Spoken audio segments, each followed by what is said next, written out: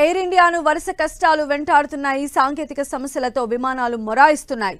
దీంతో ప్రయాణికులు ఆ కంపెనీపైన మండిపడుతున్నారు.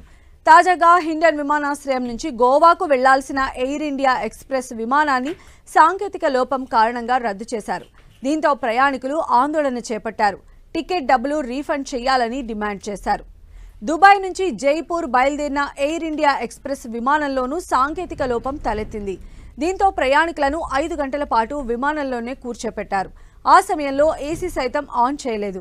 ప్రయాణికులకు నీరు, ఆహారం అందించలేదు. ఈ ఘటన ఈ నెల 13న జరగ్గా ఆలస్యంగా వెలుగులోకి వచ్చింది. మరో ఎయిర్ ఇండియా విమానంలో సాంకేతిక లోపం తలెత్తింది. దీంతో ఆ విమాన ప్రయాణం 7 గంటలు ఆలస్యమైంది.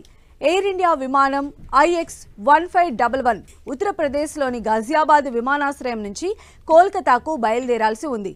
టేకాఫ్కు ముందు విమానంలో సాంకేతిక లోపం తలెత్తింది.